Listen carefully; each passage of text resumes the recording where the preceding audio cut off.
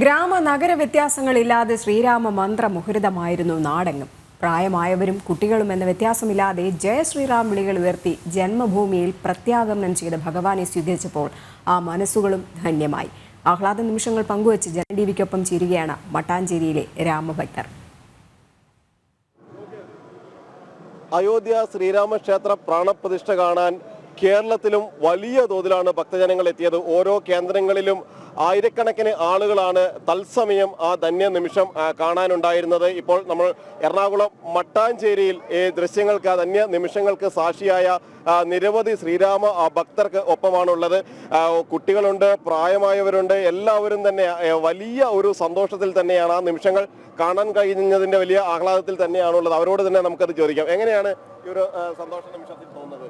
വളരെയധികം സന്തോഷം തോന്നുന്നുണ്ട്.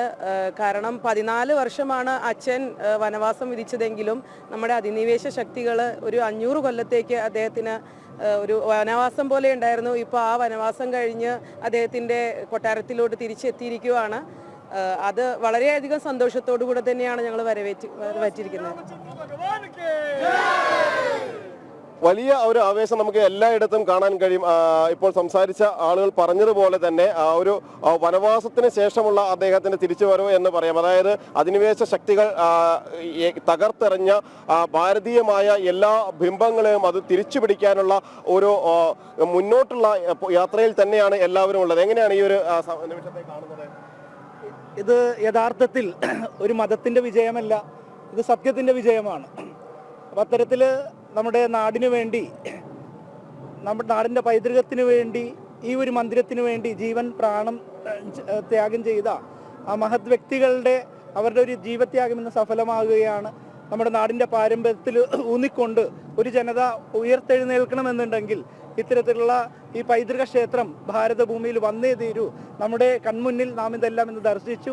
എല്ലാവരും അതിൻ്റെ സന്തോഷ തിമിർപ്പിലാണ്. പശ്ചിമ കൊച്ചിയിൽ 8 കേന്ദ്രങ്ങളിലാണ് ഇത്തരത്തിലുള്ള പരിപാടി നടന്നത്. ഇന്ന് നാം നിൽക്കുന്നത് ചെർളായിലുള്ള ഗോശ്രീപുരേശൻ്റെ മണ്ണിലാണ്. 1500ഓളം പേരാണ് ഇന്നിവിടെ ഇന്നത്തെ ഈ പരിപാടിയിൽ പങ്കെടുത്തത്. സനാതന ധർമ്മത്തിന്റെ നിലനിൽപ്പിന് വേണ്ടിയുള്ള പോരാട്ടത്തിലാണ് ഓരോരുത്തരും ഉള്ളത്. കാരണം ഭാരതത്തെ വീണ്ടെടുക്കാൻ, സനാതന ധർമ്മത്തെ വീണ്ടെടുക്കാൻ, അത് ഇല്ലാതാക്കാൻ, നഷ്ടപ്പെടുത്താനുള്ള ഏത് ശക്തികളെയും ചിത്രശക്തികളെയും ഒരുപോലെ ഞങ്ങൾ നേരിടുമെന്ന് കേരളത്തിലിരുന്നും ഒരേ സ്വരത്തിൽ അവർ പറയുകയും ചെയ്യുന്നു. അതുകൊണ്ട് തന്നെയാണ് ഇത്രയധികം പേർ ഒരേ മനസ്സോടെ ഒരിടത്ത് ഒത്തുചേർന്നുകൊണ്ട് മുന്നോട്ട് പോവുകയും ചെയ്യുന്നത്. എങ്ങനെയാണ് ഈ ഒരു നിമിഷത്തെ കാണുന്നത്? ആയിരക്കണക്കിന് ജനങ്ങൾ, കർഷകർ ജീവത്യാഗത്തിൻ്റെ ഫലമാണ് ഇന്ന് നാം അനുഭവിക്കുന്നത്. അന്ന് എന്നെ സംബന്ധിച്ചോളം ഞാൻ 89 പൊളിക്കണ മുമ്പ് അയോധ്യ കണ്ടു. അത് പൊളിക്കണ മുമ്പ് അതിൽ നിന്നൊരു ആവേശമായിരുന്നു ഇന്ന് പ്രവർത്തിക്കാൻ വേണ്ടിയിട്ട്. അപ്പം ആയിരക്കണക്കിന് കർഷകരുടെ പ്രയത്ന ഫലമാണ് ഇന്ന് നാം അനുഭവിക്കുന്നത്.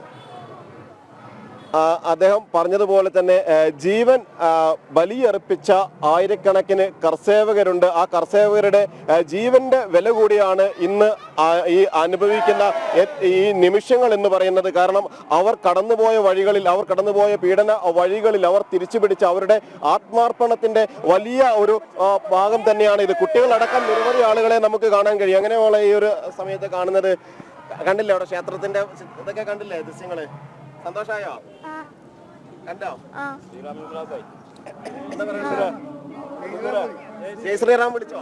ജയ് ശ്രീറാം. എന്താ പറയാനുള്ളത്? നല്ല സന്തോഷായി. രാമൻ ഇനിയും പുതിയ വീട്ടിൽ വരുന്നു, രാമന്റെ പുതിയ അമ്പലത്തിൽ വരുന്നു. നല്ല സന്തോഷം.